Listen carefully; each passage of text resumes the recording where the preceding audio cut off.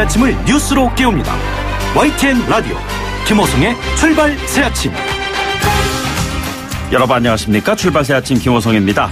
예전 실크로드 취재차 중국 서역의 안서에 들른 적이 있습니다. 우리에게도 지명이 귀에 익은 안서는 안서 도호부, 그러니까 고선지 장군의 휘하에 고구려 유목민들이 활동했던 바로 그 지역입니다.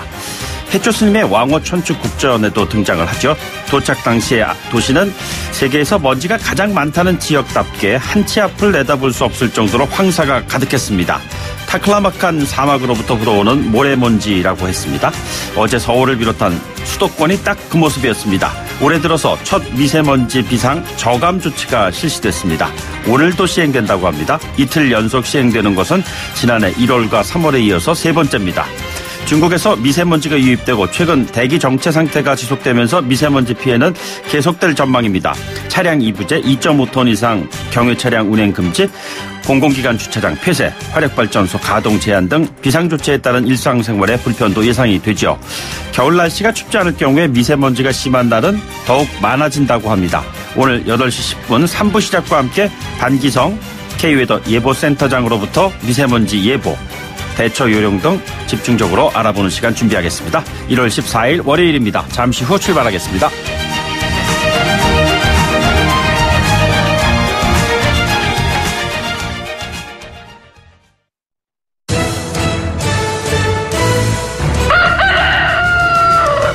꼭이요 꼭, 출근길 꼭 알아야 할 뉴스, 이종래 꼭 뉴스. 네, 오늘 꼭 아셔야 하는 뉴스 정리해보도록 하죠. 시사평론가 이종훈 박사 나오셨습니다. 안녕하십니까? 네, 안녕하세요. 네, 양승태 전 대법원장이 조사를 받고 그다음에 장시간에 걸쳐서 또 조서를 검토를 했어요. 네. 다음 날에 또 나와서 말이죠. 예, 그렇습니다. 그러니까 지난 11일 날 오전 9시 반부터 밤 8시 40분까지 조사를 받았고 네네. 자정 무렵까지 조서 열람을 1차 했죠. 예, 예. 그런데 이제 끝까지 열람을 못 했다는 겁니다. 네네. 성격이 굉장히 꼼꼼하신 것 같아요. 그래서 다시 그다음 날 비공개로 검찰에 출석해서 10시간 넘게 꼼꼼하게 조서를 검토를 했고 일부 수정했다. 예, 이런 얘기도 들립니다. 네네.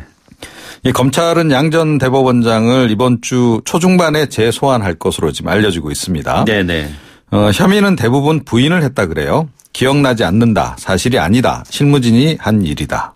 그동안 했던 얘기입니다. 네네. 예, 하지만 검찰이 좀 결정적 증거를 제시했을 것이라고 하는 관측도 좀 나오고 있는데요. 네. 세 가지가 주로 많이 거론이 되고 있네요. 이규진 수첩, 또 판사 블랙리스트, 김앤장 독대 문건. 네. 특히 이규진 서울고법부장 판사 경우에 2015년부터 대법원 양형위원회 위원으로 이제 일을 하면서 이 재판 개입이라든가 네네. 법관 사찰 이런 것에 지금 관여를 한 것으로 알려지고 있거든요. 네. 그런데 이분이 이 수첩을 3권을 아주 꼼꼼히 적어놨답니다. 예. 예. 안종범 전 수석의 그 수첩을 연상케 할 정도가 아닌가 싶은데. 네네. 그런데 그 가운데 보면 한자로 대자로 이렇게 딱 쓴 게 따로 있답니다. 그 대법원인가요? 대법원장. 네, 그래서 이건 대법원장을 의미하는 거 아니냐. 그러니까 대법원장이 지시한 사항은 옆에다 대자 이렇게 딱 써놨던 거 아니겠느냐라고 네네. 검찰은 지금 보고 있다고 합니다. 예. 지시한 적이 없다, 보고받은 적이 없다, 기억이 없다, 범죄가 되지 않는다. 뭐 사무 전략을 쓰고 있다 이런 얘기 나왔잖아요. 네, 그렇습니다. 알겠습니다. 이번 주에 다시 한번 검찰 소환이 있을까요? 예, 그럴 것으로 보입니다. 알겠습니다. 네. 좀 지켜보도록 혐의가 하죠. 워낙 많지 않습니까? 네네. 네. 그리고 저는 이게 좀 독특한 사건인 것 같은데 동물권 단체의 케어라는 곳에서 안락사 논란이 거세게 일면서 이제 내부 직원하고 그쪽에 있는 대표하고 갈등이 좀 있었던 모양이에요. 네. 지금 한창 진행 중입니다. 네네. 지난 11일에 한 매체가 이 동물권 단체 케어 내부 직원의 제보 내용을 보도를 했어요. 예.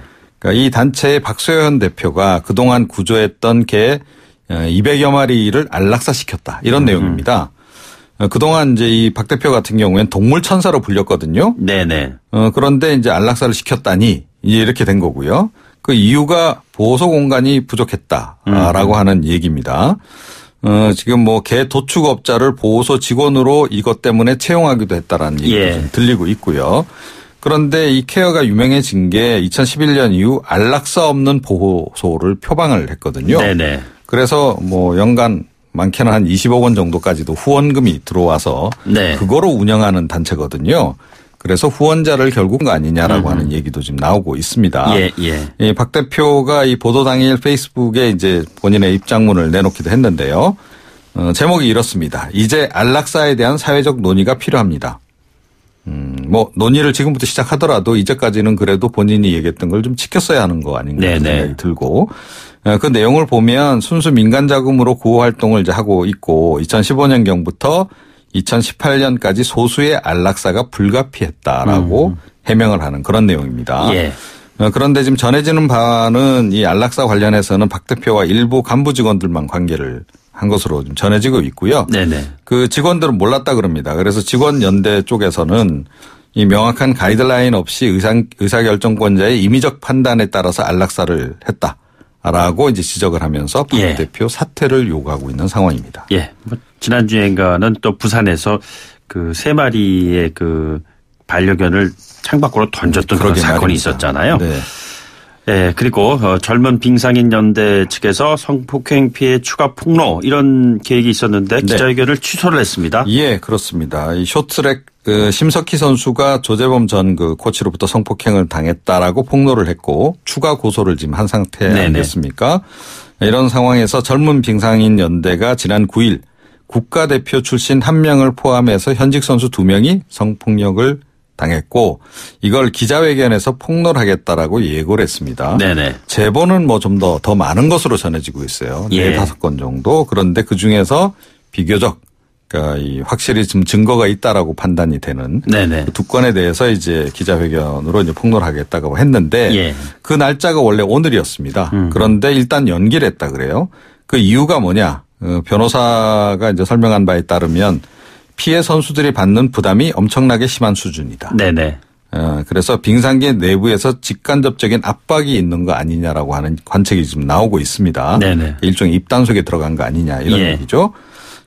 이런 속에 그 원래 조재범 전 코치 항소심 선고가 오늘이거든요. 날짜가. 네네. 그런데 검찰의 요청으로 미뤄졌습니다. 그래서 성폭행 혐의가 아마 추가될 것으로 이렇게 보이고요. 네네. 경찰도 지금 특별수사팀을 꾸리고 수사에 돌입을 해서 이 압수를 한 조 전 코치의 휴대전화, 태블릿 PC 이런 것들을 지금 분석 중이라고 합니다. 네네.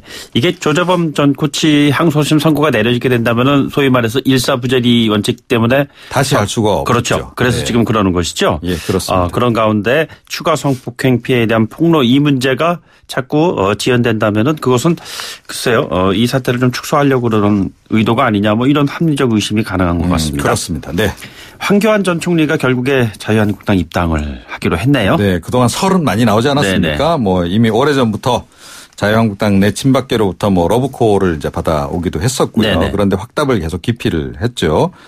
그런데 좀 뭐 관련 행보들이 좀 있긴 했어요. 지난해 예. 9월 뭐 기억나실지 모르겠습니다만 황교안의 답 이런 책도 발간하고 출판 기념회도 가졌어요. 예, 결국 뭐 자유한국당 전당대회에 출마해서 당권도 잡고 대권에 도전하지 않겠느냐라고 하는 이제 관측이 지금 이제 나왔었고 그 예상대로 내일 오전 10시에 공식 입당식 그리고 기자 간담회를 갖는다고 합니다. 네네. 2월 전당대회 출마도 선언할 것으로 이렇게 지금 전해지고 있고요. 뭐 황 전 총리는 지금 상당히 지금 각종 여론조사 결과를 보게 되면 뭐 비교적 좋은 성적을 보이고 있지 않습니까? 네네. 보수 진영의 대권 주자 가운데서는 지금 그런 상황이어서 친박계가 좀 빠른 속도로 황 전 총리를 중심으로 재결집하지 않을까 네네. 생각이 됩니다. 황 전 총리의 정치적 입지가 이 같은 지금 상태를 보이는 것은 그 배경이 무엇인가요? 뭐를 잘했기 때문에 이렇게 인기도가 높은 거죠? 우선 그러니까 자유한국당 같은 경우에 친박계의 그 지분이 여전히 많잖아요. 네네. 국회의원 숫자도 많고 그런 이제 기본적인 그런 이제 지지층이 있고 예. 박근혜 전 대통령 같은 경우에도 이른바 콘크리트 지지층이라 그래서 한 25% 정도가 있다 그랬지 않습니까? 네네. 그 중에서 적어도 한 10% 정도는 제가 보기에는 황교안 전 총리 쪽에 여전히 좀 기대를 걸고 있는 것 같고 또 친박계 정치인들도 역시 마찬가지. 그런 것들이 좀 반영된 네네. 게 아닌가 이렇게 생각합니다. 알겠습니다. 2차 북미 정상회담 베트남 설 어떻습니까? 네. 일본 요미우리 신문이 이제 서울발 기사로 해서 트럼프 대통령이 다음 달 중순 베트남에서 개최하자고 북한 측에 제안했다고 보도를 했습니다. 아사히 신문도 어제 인터넷판 기사에서 2월 셋째 주 베트남에서 개최하자고 했다라고 또 다른 보도를 내놨고요. 예. 싱가포르 스테이트 타임즈 같은 경우에는 후보지가 베트남과 태국으로 압축됐고 베트남이 가장 유력하다라고 또 보도를 했습니다. 자, 그럼 베트남에서도 어디냐? 이제 여기까지 지금 진도가 나가고 있는데요. 하노이냐, 호치민이냐, 예, 또는 뭐 제3의 장소냐. 근데 북한 대사관이 있는 하노이가 역시 유력하지 않느냐라는 보도가 지금 나오고 있습니다. 예.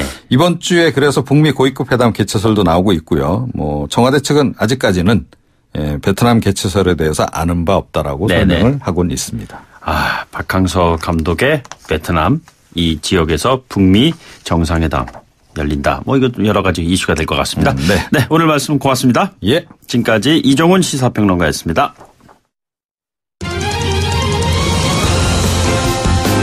가장 뜨거운 이슈. 오늘의 헤드라인. 출발 새아침 헤드라인 인터뷰.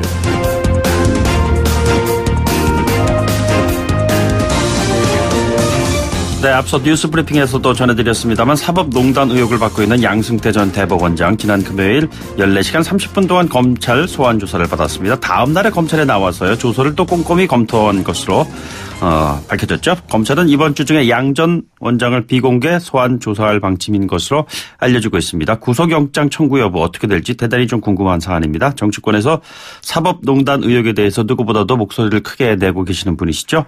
더불어민주당의 박주민 최고위원을 전화로 연결해서 이야기 나눠보겠습니다. 의원님 안녕하십니까?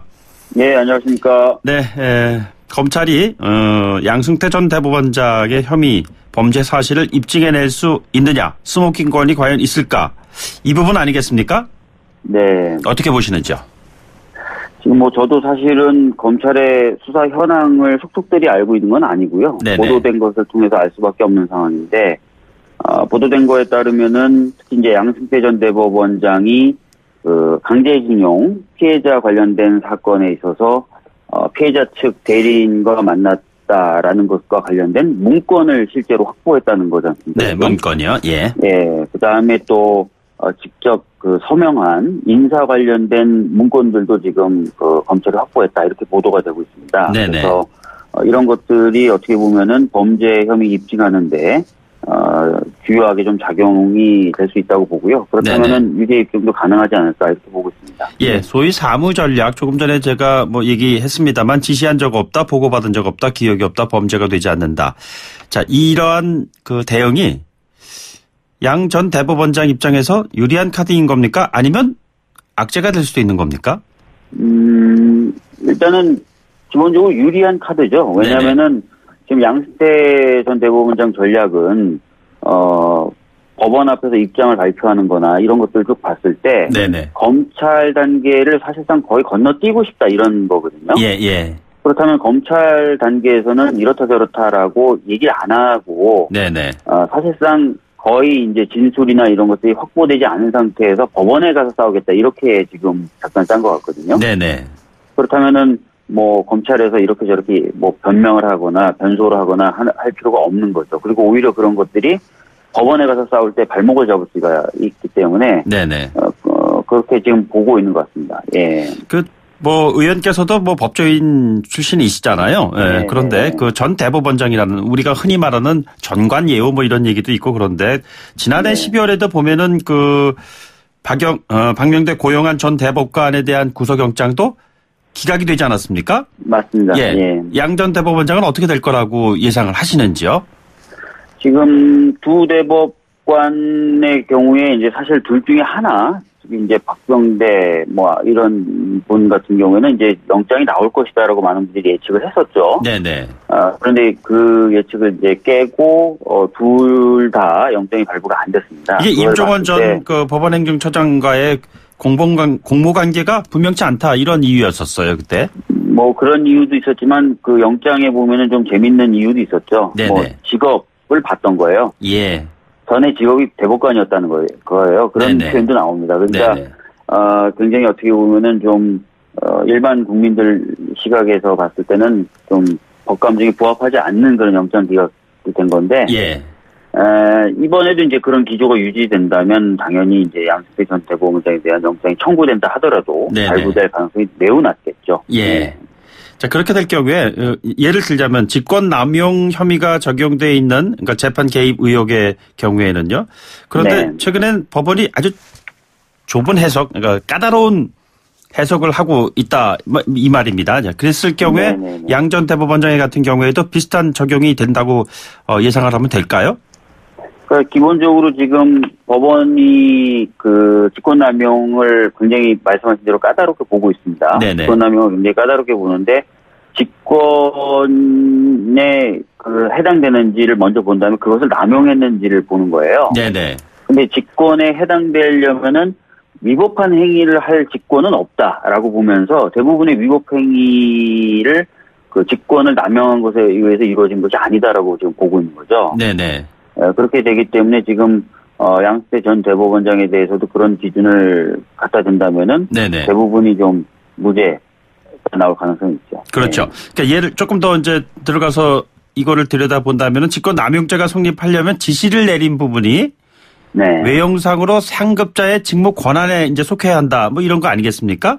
네네. 예. 그렇게 봤을 때 재판에 개입할 권한을 대법원장의 직무 권한으로 보기 어렵다. 뭐 이런 해석도 있고요. 이거 어떻게 지금 봐야 되나요? 방금 제가 말씀드린 대로 어떤 위법한 행위를 할 직권이라는 건 없다는 거예요. 그러니까 재판에 개입을 명할 직권이라는 건 없다는 거예요. 그런 직권이 있어야 직권이 있는 상태에서 그걸 남용했다라는 것으로 나갈 수 있는데 직권 자체가 아니라는 말씀이시죠? 네, 위법한 행위를 할 직권이라는 건 없다 이런 이거죠. 식으로 보고 있다는 거예요.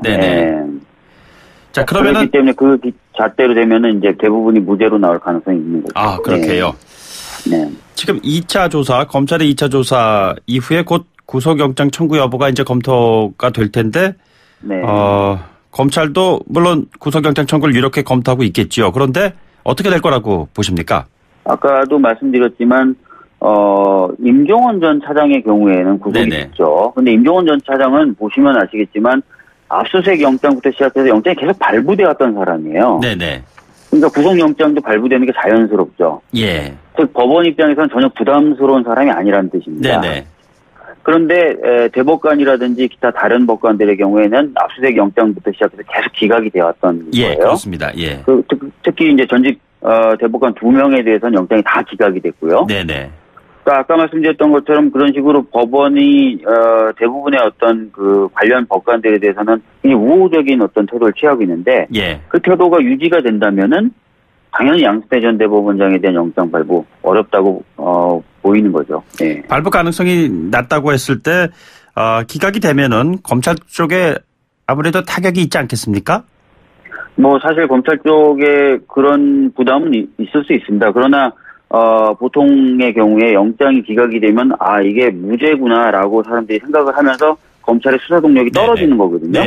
그런데 지금 법관들에 대해서 영장이 기각되면 국민분들은 이게 무죄구나라고 생각하기보다는 제 식구를 감싸는구나라고 보고 계시고 사실상 그게 더 사실에 부합하는 부분이 있습니다.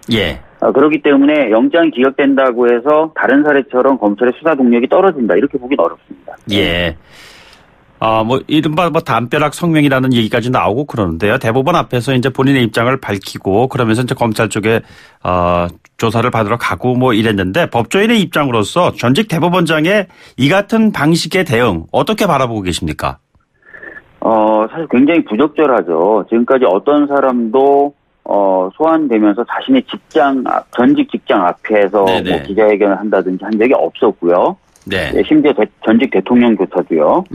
그리고 대법원 앞에서 입장을 밝힌 이유가 그러면 입장문에 좀 나올 줄 알았더니 입장문에는 전혀 그 부분에 대한 언급이 없었습니다.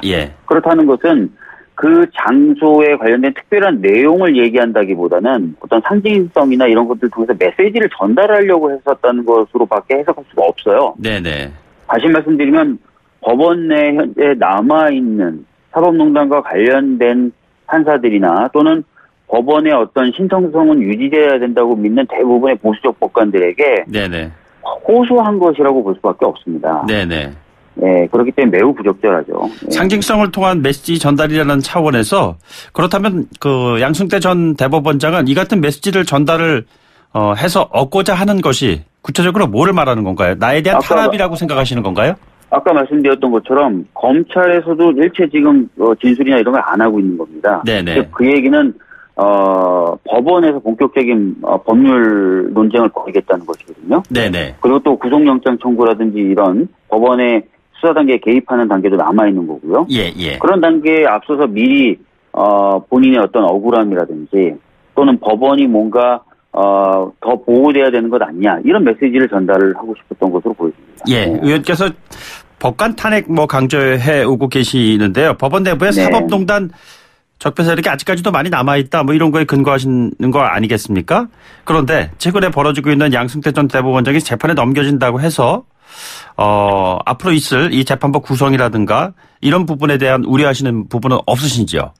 있습니다. 사실 아까도 말씀드렸던 대로 임종원 전 차장의 경우야 애초부터 계속 영장이 발부되었던 사람, 즉 법원으로서는 크게 부담이 없고 그 사람까지 봐주기엔 너무 심한 사람이었던 거죠. 네네. 그런데 대법관급 고위법관들이야말로 정말 법원이 부담을 느낄 수밖에 없는 사람이고, 네네. 또 그 영향력이 막대한데 어떻게 이제 재판부를 구성할 것이냐, 과연 특별한 어떤 관여 없이 법원이 또 스스로 알아서 모든 걸 다 판단하고 놔두면 영장 발부부터 시작해서 재판까지 제대로 될 것이냐에 대한 걱정이 매우 크죠. 네네. 특별재판부 설치라든가 법관 탄핵 같은 경우에는 최근 들어서 한때 좀 불붙는 것 같더니 정치권 논의가 좀 다시 수그러든 것 같습니다. 한국당 반대로 전망도 썩 좋은 것 같지가 않습니다. 어떻게 보시는지요? 특별재판부 설치법의 경우에는 자유한국당 입장에서 워낙 강경하게 반대하고 있기 때문에 네네. 사실 참 많은 어려움이 있습니다. 그러나 계속 노력하고 있고요. 그다음에 법관 탄핵의 경우에도 야당들, 다른 야당들, 자유한국당을 뺀 다른 야당들과 계속해서 대화를 하고 있습니다. 네네. 약간 다른 이야기는 하지만 결국엔 같은 이야기일 수도 있고요. 공수처 반드시 설치되어야 합니다. 이런 피켓 사진을 직접 SNS에 올리셨어요. 캠페인 벌이시는 건가요? 지금 공수처 관련돼서 사개특위에서 논의가 되고 있고요. 네네. 이번 사개특위에서 만약에 공수처가 통과 안 된다면 사실 기약하기가 어렵게 됩니다. 그래서 좀 더 많은 국민분들의 이해와 동의를 좀 구하고 싶었고요. 저 스스로도 더 열심히 하겠다는 각오의 뜻으로 그렇게 피켓을 들었습니다. 예. 지난번에 바른미래당의 박주선 의원 인터뷰에선 이렇게 말씀을 하시더라고요. 공수처보다 검찰 개혁이 선행되어야 한다. 이런 이야기였습니다. 검찰 개혁을 지금 저희들이 안 하고 있는 게 아니거든요. 검경수사권 조정이라든지 또는 검찰의 도서의 증거 능력이라든지 이런 부분에 있어서 계속 작업을 하고 있고 또 사개특위에서 그 부분에 대한 얘기도 진행되고 있습니다. 그런데 검찰 개혁의 측면에서도 검찰을 견제할 수 있는 기구가 필요하다. 이런 의미에서 공수처의 필요성을 계속 강조하고 있는 거죠. 옥상옥이다 이런 지적에 대해서는 어떻게 생각하시는지요? 그렇지 않죠. 왜냐하면은 옥상옥으로 자리하려면 검찰 위에 있어야 되는데 그건 아니거든요. 검찰을 견제하기 위해서 검찰 옆에 있는 것이고요. 수평적으로 검찰과 서로 견제를 하면서 균형을 맞춰가는 그런 기구라고 보시면 될 것 같습니다. 네. 당내 이슈 현안에 대한 좀 질문 하나 드리겠습니다. 최근에 손금주 이용호 의원의 입당 불허 결정이 나왔어요. 지난주에 박용진 의원은 이곳에 나와서 불허할 경우에는 우리 당이 너무 폐쇄적으로 보일 수도 있지 않겠느냐 이런 우려를 표명하기도 했는데 최고위원이시잖아요. 이번 결정에 대해서 어떤 생각을 가지고 계시는지요? 최고위원 회의에서도 두 분의 입당과 복당에 대해서 잠깐 이야기가 나오긴 나왔었습니다. 최종적인 결정은 당원 자격심사위원회에서 내린 것이고요. 당원 자격심사위원회에서 결정을 내리면서는 그동안 두 분이 하셨던 여러 가지 언과 행에 대해서 검토를 굉장히 구체적으로 했던 것 같습니다. 일단은 이 결정은 당연히 그래서 존중돼야 될 것 같고요. 폐쇄적으로 보인다기보다는 원칙적인 모습을 보여줬다. 저는 그렇게 생각합니다. 언과 행이라는 언급하셨는데요. 좀 구체적으로 어떤 행 때문에 그러시는 것이죠? 저도 아주 세밀한 자료까지는 아직까지 보고 못 받았습니다. 오늘 아침에 아마 보고가 될 것 같은데요. 그동안 두 분이 이제 저희 당 밖에서 저희 당이라든지 또는 저희 당의 후보들에 대해서 했던 말과 행동 이런 부분들이 주로 검토 대상이 됐다 정도까지만 보고를 받았습니다. 최근에 한국당을 중심으로 해서 또 보수 결집 이런 흐름이 세가 하강 국면보다는 상승 국면으로 계속 이어지고 있는 것 같습니다. 반면에 민주당 같은 경우에는 지금 방금 전에 말씀하셨던 세를 좀 결집시켜야 되는데 오히려 지금 복당을 허용하지 않는 그런 결정을 내리고 계시거든요. 앞으로 전국이 이 같은 분위기를 어떤 식으로 펼쳐나갈 거라고 예상하고 계시는지요? 저희들은 그 정치공학적으로 세를 불리려는 생각이 없습니다. 네네.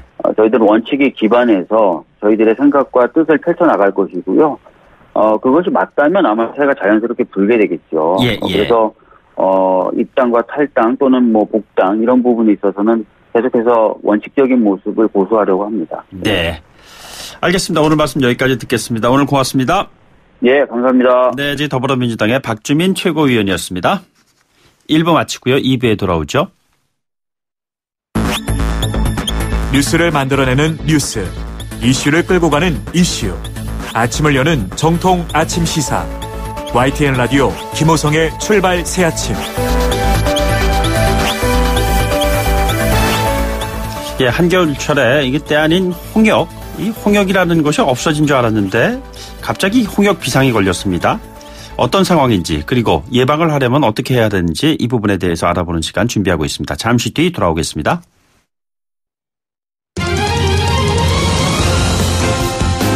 가장 뜨거운 이슈 오늘의 헤드라인. 출발 새아침 헤드라인 인터뷰.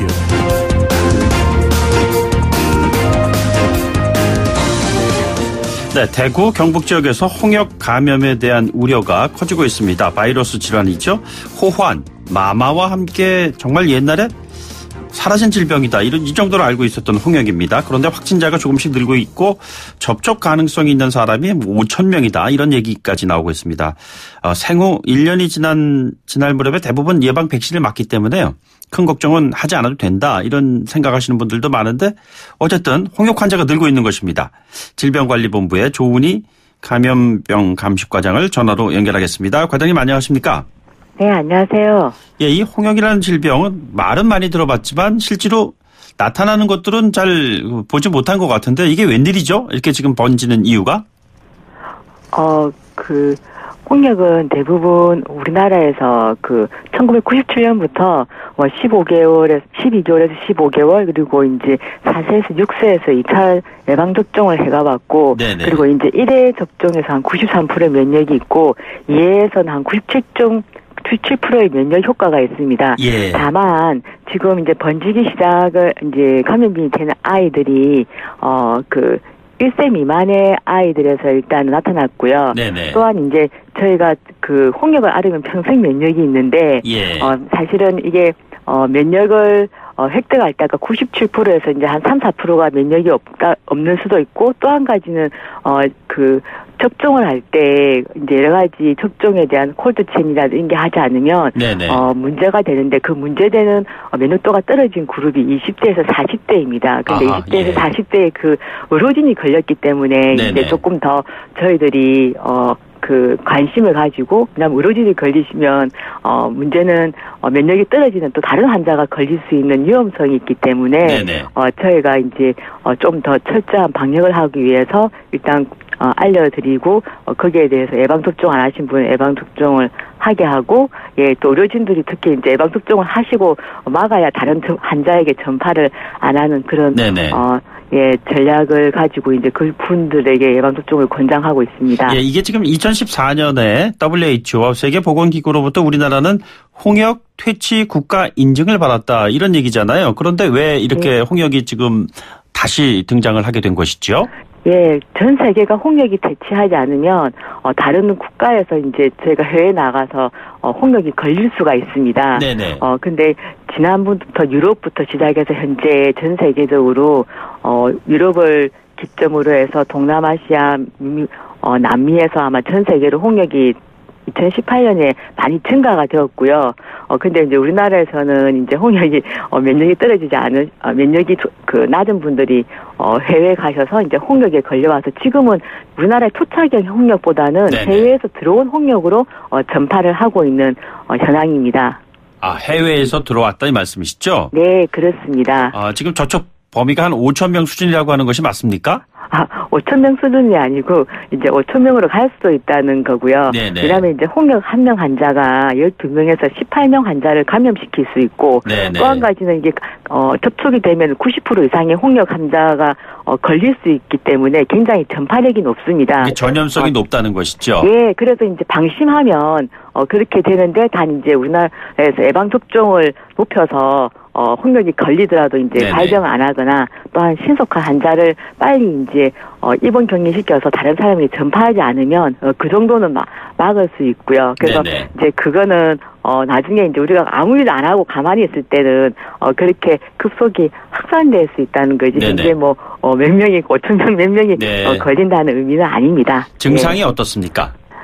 증상은 보통 그 처음에는 그 콧물이나 마른 기침, 뭐 결막염 이런 부분 있고 그다음에 이제 고열이 발생하다가 나중에는 그 이마나 목 아니면 이제 얼굴로 발진이 생기면서 그게 전신으로 퍼지고 있을 수 있고 나중에는 보통은 대부분 건강한 사람은 완치는 되는데 이제 임산부나 면역이 떨어지신 분들은 폐렴이나 뇌염 등이 이제 생겨서 이제 사망도 그 개발도상국에서는 하는 수도 있습니다. 일종의 그 감기 들었을 때의 증상 그리고 그 증상을 겪고 난 뒤에 몸에서 피부에서 발진 뭐 이렇게 뭐 일종의 그 두드러기 같은 것이라든가 얼굴부터 목에서 이제 발진 생기면서 온몸으로 퍼지는 발진 양상을 보입니다. 잠복기는 얼마나 됩니까? 잠복기는 보통 한 7일에서 12일인데요. 최고는 20일까지 잠복기가 있습니다. 그렇다면 지난해 12월 중순 이후에 대구에서 첫 번째 발생이 돼서 지금 경북 지역 그리고 최근 또 보도를 보니까 경산, 대구에 지금 인접해 있는 경산 지역에서도 환자가 나오고 그랬다고 그러는데요. 이제 서서히 이 같은 홍역 환자들의 증상을 보이는 분들이 더 나올 수도 있다는 얘기네요. 네, 그렇습니다. 그래서 지난 아마 12월인데 저희가 추적하기에는 아마 11월부터 시작을 한 것 같고 그래서 아까 지금 한 명이 12명에서 18명을 전파를 시키니까 물론 이제 우리나라가 그 홍역 예방 주사의 접종률이 높아서 아마 그 많은 분이 면역이 있다고 하지만 아까 1세 미만의 아이들이라든가 아니면 이제 20대에서 40대 정도의 그 쪽에 있는 면역이 없으신 분들이 이제 전파를 해서 감염이 될 수 있고 특히 이제 20대, 40대 의료진은 굉장히 주의를 하셔야 될 것 같습니다. 그렇습니까? 이게 지금 예방할 수 있는 방법에 대해서도 아까 잠깐 언급하시고 그랬습니다만 일상생활에서 지금 홍역을 예방할 수 있는 일종의 수칙이라고 할까요? 좀 말씀해 주십시오. 예방 접종 안 했으면 일단 예방 접종을 하시는 게 어른이라도 좋겠고요. 물론 자기가 면역이 있는지 없는지 그 홍역 항체 검사가 있습니다. 그게 음성이면 일단은 그 표준 일정표에 맞춰서 일단 접종을 하시고요. 특히 의료진에 대해서는 그렇게 하시고 두 번째는 아무래도 개인 위생을 일단은 철저히 하셔야 될 것 같습니다. 그래서 지금 중요한 건 아마 예방 접종이 아마 1번 순위고 그다음에 이제 개인 위생 아까 저희가 기침 에티켓이나 손 씻기 부분이 굉장히 중요한 것 같습니다. 불안한 분들이 예방 접종을 다시 하려고 하는 분들도 있는데 아까 말씀하셨듯이 한번 예방 접종하면 된다고 그러셨잖아요. 일단은 접종 스케줄은 4주 간격으로 2회를 하는 게 일단은 보편적이고요. 그렇습니다. 그러면 아직 뭐 대유행이라든가 뭐 이런 거를 걱정할 단계는 아니지만 그래도 이 공포감을 느끼시는 분들을 위해서 좀 조언을 해주신다면요? 특히 일반인보다는 이제 홍역이 생길 수 있는 취약계층에 대한 접종인데요. 현재 저희가 대구 지역에서는 원래 12개월에서 15개월이 1차 접종인데 아마 1세 미만의 아이들도 대구 지역은 이제 빠르게 접종을 하시라는 거고 그 외에도 지금 아이들을 가진 부모님들은 12개, 15개월 사이 1차 접종 안 했으면 지금 접종을 하셔야 되고 4에서 6세 접종 기간이 있습니다. 그 부분도 빠른 시간에 이제 접종을 하셔야 아이로부터 이제 다른 사람의 접종이 감염이 되지 아니하고요.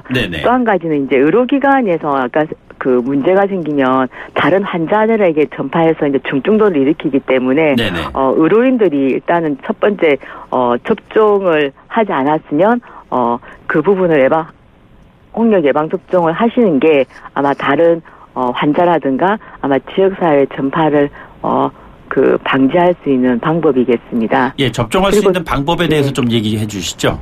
예, 그리고 또 한 가지는 아까 그 외에는 이제 개인위생 철저인데요. 홍역이 물론 호흡기를 통해서 전파가 되지만 어차피 공기 표면에서 해서 접촉을 통해서도 전파가 될 수 있기 때문에 철저한 손 씻기라든가 또 자기가 기침을 하면 타인에게 전파를 안 시킬 수 있도록 기침 에티켓 일단은 재채기나 기침을 할 때 저희가 발꿈치로나 막고 일단은 기침을 하시고요. 입을 막으라는 말씀이시죠? 예. 그래서 이제 손으로 막으시면 안 되고 항상 발꿈치로 막으시고 특히 이제 구정이오면 해외여행을 나가시는 분이 많습니다. 나가실 때는 일단 홍역 예방 접종이 확실하지 않으시면 그 부분에 대해서 면역도 조사를 하시거나 아니면 이제 홍역 접종을 하고 나가시는 것이 제일 바람직하겠습니다. 예, 이게 아까 말씀하신 재치기를 할 때 이 팔꿈치로 그렇다는 것이죠? 제가 지금 발음을 잘못한 팔꿈치를 막고 팔꿈치로 입을 막고 일단은 재채기나 기침을 하시는 게 좋을 것 같습니다. 예, 홍역 예방 접종을 하지 않으신 분들이 예방 접종을 할 수 있는 것은 가까운데 뭐 보건소라든가 이런 데 가서 하면 되는 건가요? 병원이라든가? 네, 그렇습니다. 예. 수월하게 할 수가 있습니까? 뭐 이 백신이라든가 이런 부분에 대해서 모자란다거나 뭐. 현재까지는 대구 지역에 일단은 저희가 경북이나 지원인데 아마 아직 백신은 여유가 있는 것으로 지금 파악되어 있습니다. 예. 모쪼록 확산 좀 되지 않도록 그럼 정부 차원에서도 각별하게 좀 대책을 세워주시기 바라겠습니다. 오늘 말씀 고맙습니다. 네, 감사합니다. 지금까지 질병관리본부의 조은희 감염병 감식과장이었습니다. 네, 출발새 아침 3부 8시 뉴스 듣고 돌아오겠고요. 월요일의 코너는 잘 아시는 대로 촌철살인 카페, 명쾌한 말의 비유 통해서 이번 주 전국을 분석해드리는 시간 준비하고 있습니다. 그리고 아침을 여는 키워드에서는 경희대 이태광 교수 연결해서요. 요즘에 최근 유튜브가 새로운 정치의 장이 되고 있습니다. 과연 이것이 가짜뉴스와 연관된 이런 문제들을 어떤 식으로 해결할 수 있는 방안을 제시할 수 있을 것인가, 이 부분에 대해서도 정리해보는 시간 준비하도록 하겠습니다. 잠시 8시 뉴스 듣고 돌아오죠.